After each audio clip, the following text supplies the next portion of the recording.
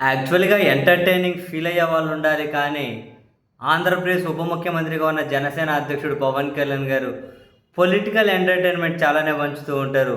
బేసిక్‌గా ఆయన మాట్లాడే మాటలకు, ఆయన చేతలకు ఎక్కడ సంబంధమే ఉండదు. మాటలేమో కోటలు, చేతలేమో రిక్తహస్తాలు.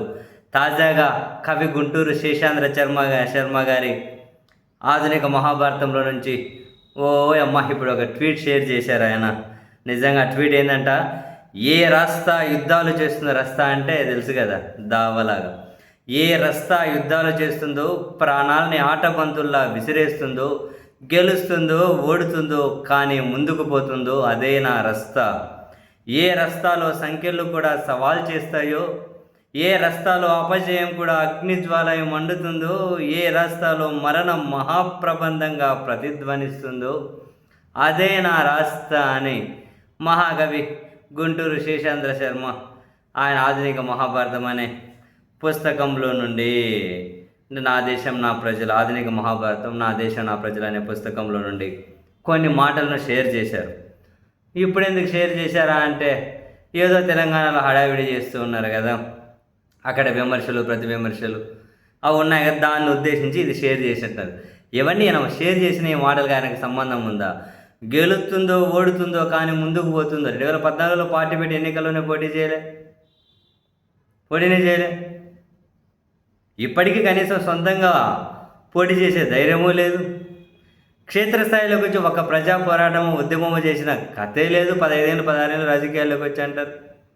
2009లో ప్రజారాజ్యం ఓడిపోయిన తర్వాత అక్కడి నుంచి అది కాంగ్రెస్లో కలిసిపోయి నానా కష్టాలు, అదేదో ముక్కుతూ ములుగుతూ ఎక్కడికో పోయి కలిసిపోతే కనీసం ఉలుకు లేదు పలుకు లేదు 14 వరకు. ఈ డైలాగులకు ఏమైనా వర్తిస్తాయి? నాకు ఏమైనా సంబంధం ఉందా?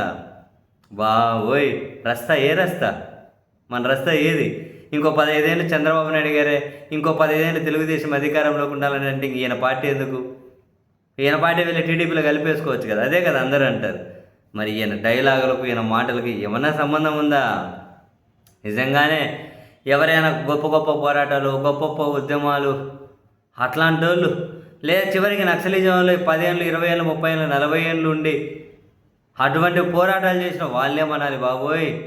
అందులో ఒక 0.001% కనుక ఈయన ఏమన్నా ప్రభావమో ఈయన ప్రమేయమో ఉండింటే ఇంకా ప్రపంచంలో నన్ను మించిన విప్లవకారుడు, నన్ను మించిన రెవల్యూషనిస్ట్ ఇంకొకరు లేరని చెప్పి ఫీల్ అయిపో.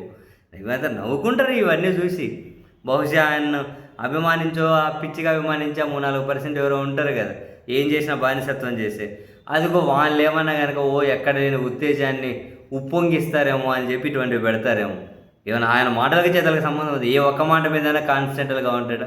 ఏ ఒక్క మాట మీదైనా కమిటెడ్గా ఉంటాడా? సొంతంగా పోటీ చేయలేడండి బాబు, పార్టీ పెట్టి అంత ధైర్యం కూడా లేదు. ఒక ఐడియాలజీ లేదు, ఒక సిద్ధాంతం లేదు. ఒక మాట మీద ఎవరన్నా మాట 6 నెలలకో సంవత్సరానికన్నా కనీసం మార్చుకుంటారేమో. ఈయన మాట అదే గంటలోనే పెట్టిన మీడియా, అదే గంటలోనే మీడియా సమావేశం పెడితే 10 సార్లు మార్చుకుంటారు. అదే ఆ మీడియా సమావేశం సభ అయిపోకముందే. మరి ఇట్లాంటివన్నీ ఏమైనా అర్థం ఉంటుందా? సరే మంచిదేలే, ఈయన కొంచెం ఫాలోయింగ్ ఉంటుంది కాబట్టి గుంటూరు శేషాంధ్ర శర్మ లాంటి గొప్ప గొప్ప రచయితలకు ఏదో కాసింత ప్రచారమైనా లభిస్తుంది. అదొకటే సంతోషం.